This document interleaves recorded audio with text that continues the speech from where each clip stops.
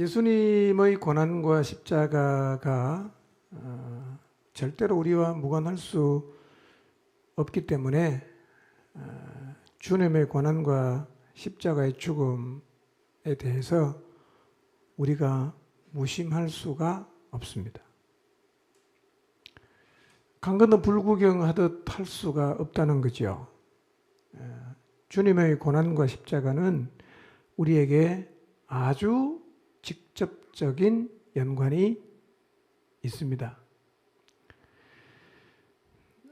그것은 예수님께서 우리 죄를 위해서 고난을 받으시고 우리를 구원하시기 위해서 십자가를 지셨기 때문입니다. 고난과 십자가는 나 때문이고 우리 때문인데 이것은 확실한 사실입니다. 성경은 반복해서 거듭거듭 이 사실을 말씀하고 있습니다. 예수님의 고난과 십자가를 지신 이야기는 우리의 가슴을 뜨겁게 하고 요동치게 해야 합니다. 그것이 우리가 하나님을 향해서 살아있다는 표징이 될 것입니다. 이번 한 주간 주님의 고난과 십자가를 묵상하시면서 그리고 주님이 당하신 고난과 십자가를 바라보면서 한없는 하나님의 사랑을 느끼고 진실된 마음으로 하나님께 감사하게 되시기를 바랍니다. 나를 위해 고난을 참으시고 고통의 십자가를 져주셔서 감사합니다. 그 덕분에 제가 생명을 얻게 되었습니다. 진심으로 감사합니다. 뜨거운 가슴으로 눈물로 주님께 이 고백을 드리게 되시기를 바랍니다. 우리에게 그 놀라운 사랑을 베푸신 배경에는 세상을 너무 사랑하시는, 사람을 너무 사랑하시는 하나님의 마음이 있습니다. 하나님의 눈에 보이는 세상은 다만 멸망으로 가는 사람이 가득 차 있는 곳이었습니다. 그래서 세상을 사랑하신 하나님께서는 세상을 구원하기 위해서 독생자를 세상에 보내셨고 멸망으로 가는 사람들이 구원 얻을 수 있는 길을 열어 주셨습니다.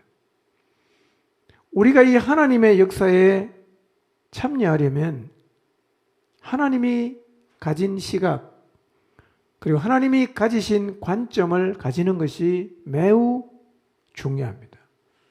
하나님의 시각으로 세상, 즉 사람을 바라보게 되면 세상에서 아무리 잘 살고 성공하고 큰소리치고 떵떵거리며 살아가도 그가 구원을 받지 못했다면 불쌍하게 보일 것이고 안타깝게 보일 것이며 그를 구원의 길로 이끌어야겠다는 마음이 생길 것입니다. 이처럼 세상을 하나님의 시각으로 보게 되면 사랑도 하나님의 방식으로 하게 되는데 그래서 그리스도인인 우리는 하나님의 관점과 시각을 갖는 것이 필요합니다. 언제나 이 관점과 시각을 유지해야 사명의 자리에서 이탈하지 않을 수가 있습니다. 기억하십시오. 사람을 사랑해야 합니다. 그런데 하나님의 방식으로 사랑하셔야 합니다. 사람을 사랑하는 방식이 너무 많지만 다양하지만 수십 가지가 되겠지만 우선 우리는 하나님의 방식의 사랑을 먼저 해야 합니다.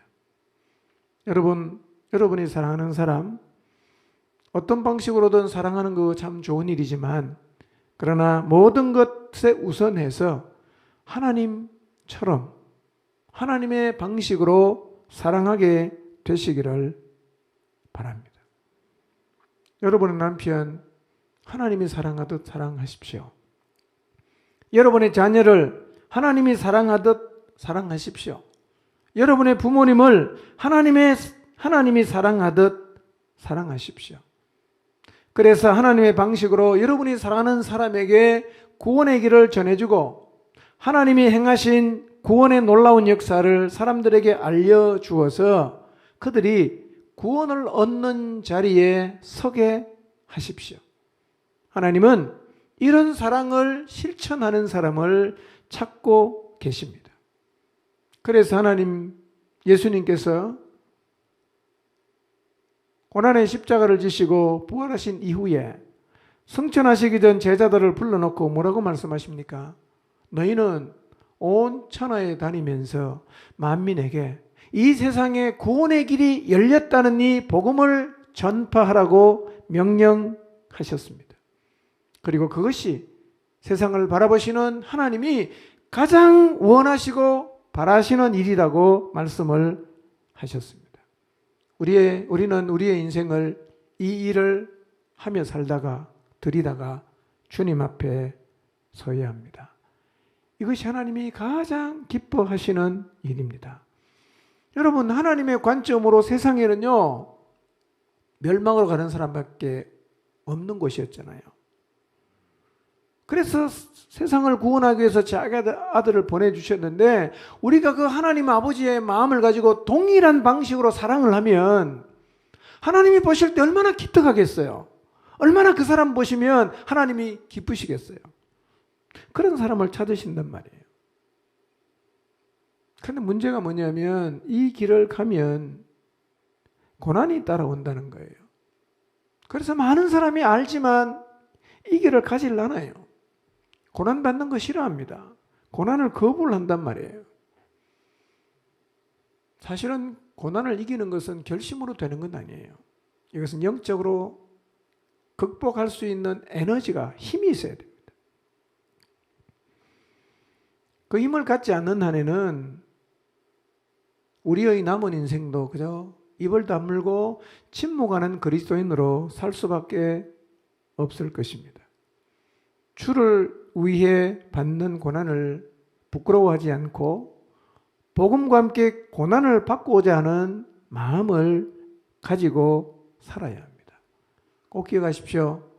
복음을 위해서 살면 고난이 따라옵니다. 근데요, 이런 정도의 고난은 감당하지 못할 고난이 아닙니다.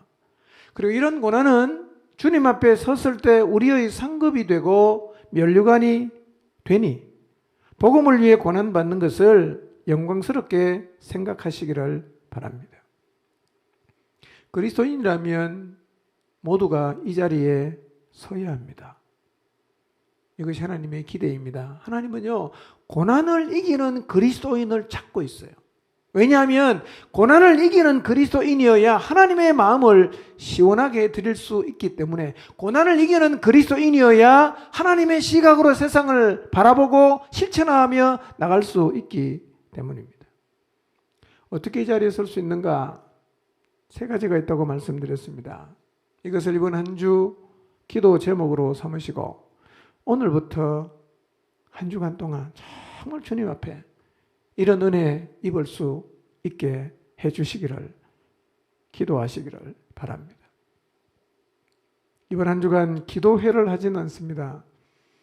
일단 이번 주에만이라도 개인적으로 오락을 좀 금하시고 미디어도 가능하면 금식하시고 주님 앞에 나가셔서 주님을 사랑하는 마음과 감사의 마음을 회복해서 하나님 앞에서 영적인 민감함을 회복하고 하나님을 향한 여러분의 마음의 온도를 더 높이시기를 바랍니다.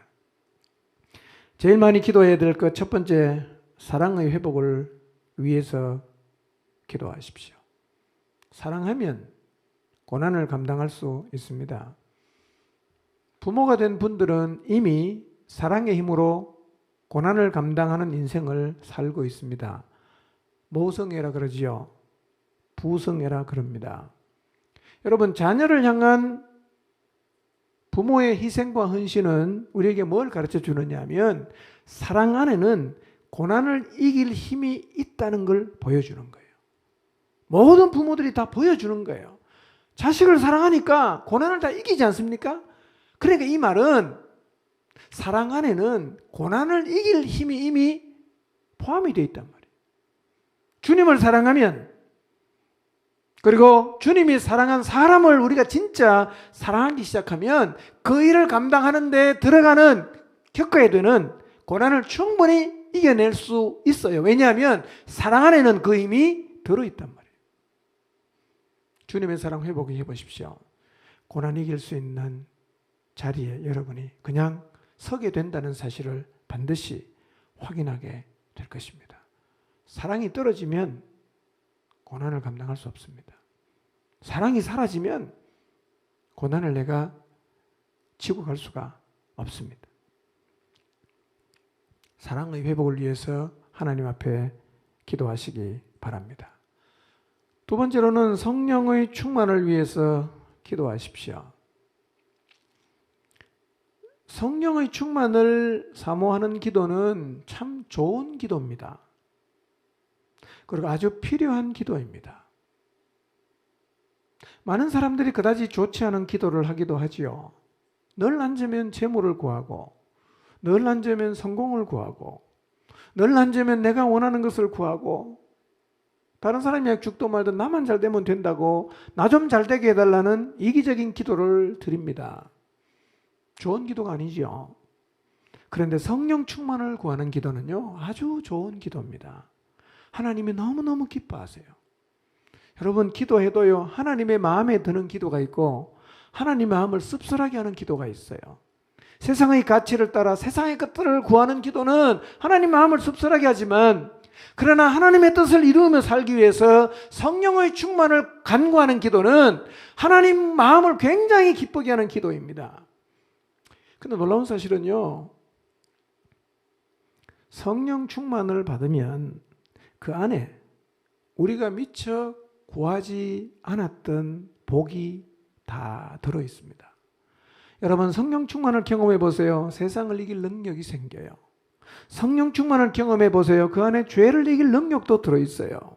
말씀을 따라 살 능력도 있습니다. 진리를 따를 힘도 그 안에 있어요. 고난을 이길 능력도 그 안에 들어 있습니다. 세상을 하나님의 사람답게 지혜롭게 살아갈 수 있는 지혜도 성령 충만함을 입으면 다 들어있어요. 이거 하나만 구하시면 여러분이 구하는 게 이 안에 다 들어있습니다. 성령님이 여러분을 지배하도록 기도하세요. 여러분, 성령님 우리 안에 계시잖아요. 이걸 늘 기억하세요. 성령 충만 기도할 때 자꾸 하늘만 쳐다보지 마시고 내 안에 이미 그분이 와 계세요. 그분이 나를 좀 지배해 주시도록, 그분이 내 삶을 끌고 좀 가주시도록 간절하게 기도해 보십시오. 나를 좀 사용해 달라고 간절하게 기도해 보십시오. 그 성령이 나를 지배하면요, 초대교회 제자들 기억해 보세요. 사도행전 2장부터 한번 읽어보세요. 성령 충만을 경험한 제자들의 삶이 얼마나 대단했는가. 그들의 능력이 아니라 성령의 능력이에요. 우리가 성령의 능력을 입으면 그들과 동일한 삶을 살아갈 수가 있습니다. 우리의 힘이 아니라 그분의 힘이에요. 세 번째는 하늘 소망을 견고히 할 수 있도록 기도하십시오. 예수님 믿고 죽으면 천국 간다, 안 믿고 죽으면 지옥 간다. 여러분, 이걸요 교리 정도로만 생각하시면 안 됩니다. 확신하셔야 됩니다. 내가 사모해야 됩니다. 내가 기다려야 됩니다. 진실되게 소망해야 됩니다. 여러분, 하늘 소망이 우리의 마음속에 견고해지면요, 그때부터 그것이, 그 소망이 우리의 삶의 능력으로 드러나게 됐어요. 예. 고난 넉넉하게 이길 수 있습니다. 대제사장에게 잡혀서 신성모독자로 정죄되고 사형을 받으시는 예수님, 그분이 죽기 전에 대제사장의 질문에 하신 대답, 권능자 우편에 앉으시고 하늘 구름을 타고 오는 것을 너희가 보리라고 했는데요, 여러분, 주님 말씀 그대로 언젠가 우리는 예수 그리스도께서 하나님 보호자 우편에 앉아 계시고 하늘 구름을 타고 다시 오는 것을 반드시 볼 것입니다. 이 날이 와요. 그러니 내어놓아도 되는 목숨은 그냥 내놓기로 작정하십시오. 고난받으면 어때요? 우리가 사모해야 될 목숨은 다시 얻게 되는 목숨이에요. 이 목숨을 사모해야 됩니다.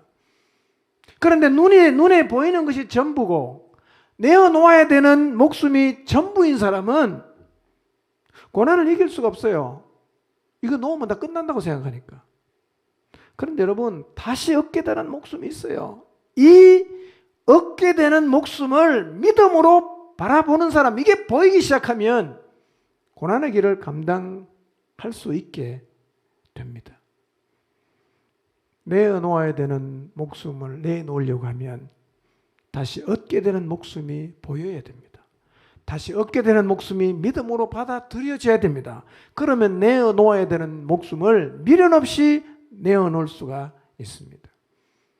이 세 가지가 여러분 안에 살아나면 고난을 이기는 자리에 반드시 서게 됩니다. 하나님이 찾으시는 사람이 된다는 얘기입니다. 이번 한 주간 주님 앞에 나가서 간절하게 사모하는 마음으로 기도하십시오. 사랑의 회복을 기도하십시오. 성령 충만함을 기도하십시오. 영원한 나라에 대한 소망이 견고해지기를 기도하십시오. 그래서 세상이 뭐라고 해도 어떤 고난이 와도 넉넉하게 감당하고 복음을 위해서 고난을 받는 하나님의 사람들이 되시기를 주님의 이름으로 축원합니다. 기도하겠습니다.